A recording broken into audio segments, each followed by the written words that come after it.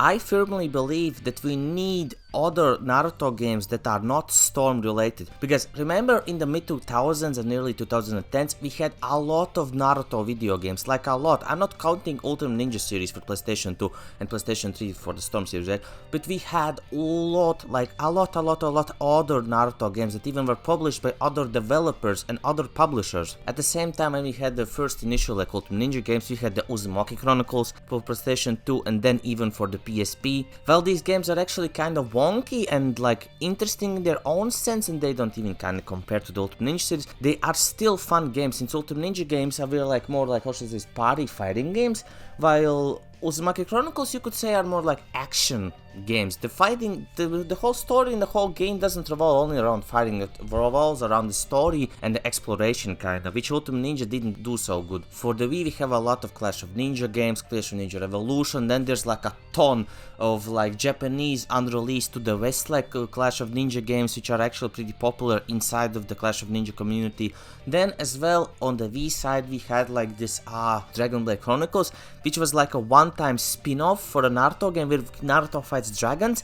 I don't know, it's really wonky. I haven't yet played it, but I will sometime soon on this channel, so stay tuned if you want to see me do like a retrospective video on that. Then on the Xbox side we have Rise of a Ninja and the Broken Bond. Holy, these two games are just peak. In my opinion, Rise of a Ninja and the Broken Bond are the definitions on how a Naruto game should be made. For example, the village is so detailed. For the first game there was this like specific feature where characters would react to you depending if they like you or not, which actually is integrated because of the story, since in Rise of a Ninja the story starts from the start of Naruto till the Chunin exams. I think in the middle of it ends. And what I love the most about Rise of Ninja and the Broken Bond is that all the features and the gameplay mechanics revolve around the story's plot.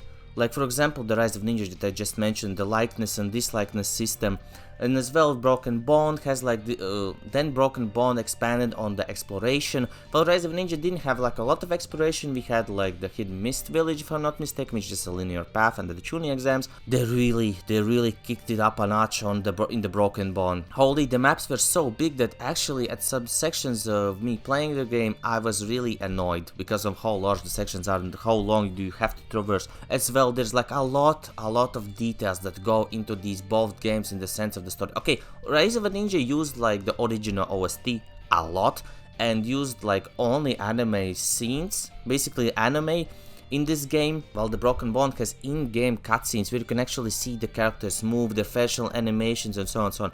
Actually, I saw like this, I found like an IGN video where the developers explained that they wanted to create like in-game cutscenes, but to do so they had to model every character and their facial animations, which wasn't a easy job, but hey, they did a fantastic job, especially in the cutscenes where you can see like these like transitions from one scene to another. Like the previous game, which had 2D cinematics, we wanted to make sure that this game was going to have 3D cinematics from the get-go. This meant that we had to create our models in a different way. First of all, the models had to be higher resolution than the previous game, as well as have extensive rigging that allowed for facial animation. We also created a lot more NPCs throughout the game. Over the course of the adventure mode, the player will come across more than 70 opponents, as well as a lot more NPCs throughout the towns and villages. You can see that Ubisoft really poured their hearts into the game, because the cutscenes really are reminiscent of the anime. How the scenes like actually transition from one scene to another. Even though, for example, all of these games, for example, the Xbox exclusives, the Nintendo Wii exclusives, the PlayStation games, even though they were in different ecosystems, we had alternatives, you know? We had different Naruto games for every person's liking. You like action games? Try the Broken Bond, or for example Uzumaki Chronicles. Do you like, for example, games that are more like fighting mechanic related, for example just like Tekken? Try Clash of Ninja games, they are just peak. You have like a 3DS or Nintendo? Just pop in like Ninja console or Eddie, there's like a lot, there's actually a lot of Naruto games for the Nintendo handhelds, there's a lot of them. Some are RPG, some are more like action games as well, if I'm not mistaken. If you're into that, sure.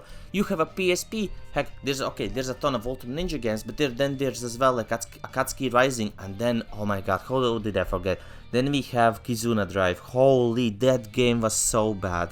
I could see the idea. The idea for the game was like to play it in co-op mode, because you had like up to 4 characters, Okay, 3 teammates basically, and plus 1 you, right, to tackle these missions. But if you play it alone, the progression system is so bad. You have to play one mission multiple times just to get specific items to boost yourself up if you want to finish missions, because the AI in this game is not that great. To be honest, even though I didn't like it when I played it, after some while I kinda, how should I say this, even though the gameplay mechanics are poop, they're basically shit, I really like the story. The story was pretty interesting, even though it's a filler story. It had me hooked, to be honest. It had me hooked. It was interesting, and the fact that Danzo was behind all of this was like, pff, wow, who would have thought, right? The opening, like they even made a custom opening for this game. Regarding the developers, I don't know, in my review of this game I mentioned that it was the same developers as like the Uzumaki Chronicle games, because on the internet I saw that Raijin developed it, like Quad developed it, but Kizuna Drive is like a hidden gem. Okay, it's not even a gem, it's just like a hidden game, obscure game, that's the right word, where a lot of people who have played Naruto games don't even know about it, and that's a good thing, because if you want to play it alone, don't, just freaking skip it. But what I'm trying to say is that we had a lot of other alternatives to just not play Storm games. Like, come on, the Storm series is already stale as it is. How many games are we in? 7 games, I think? 7 games of the Storm series, and the fact is that at the start, when the Storm series started, we still had some, for example, for Storm 1 and Storm 2, we still had alternative games, Clash of Ninja, the Xbox games, you know? But after some time, as we went on forwards, for example, Storm 3, Storm Revolution, at that time we didn't have any alternative Naruto games, because Bandai just took the license and they're like, nope, we're just the only owners and we're gonna just poop out the Storm series. Don't get me wrong, the Storm series are great, but only till specific like games, but it also depends on why you like the Storm games. If you like it for single player stuff, in my opinion Storm 2 and Storm 3 are just peak. Storm 4 is great as well, but the biggest minus in my opinion is the anime still frames. Even though they actually created custom like in-game cutscenes, you can find the video somewhere around here, I'll pop it up, we'll actually talk about this.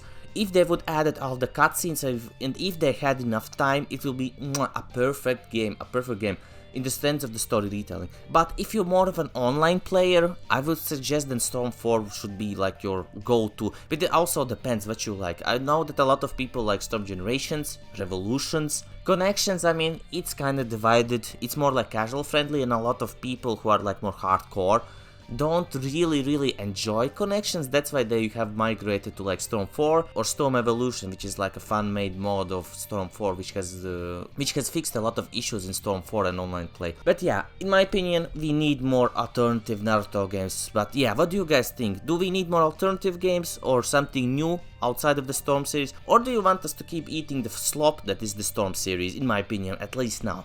But yeah, but before I go, I wanna give a big shout out to Dupa, Soulpix and Mati the Legend for being channel members while currently making this rambling video. Thank you so much, guys. But yeah, guys, let me know your thoughts in the comments below. But yeah, have a nice day/evening. I'm off. See ya, guys. Bye bye.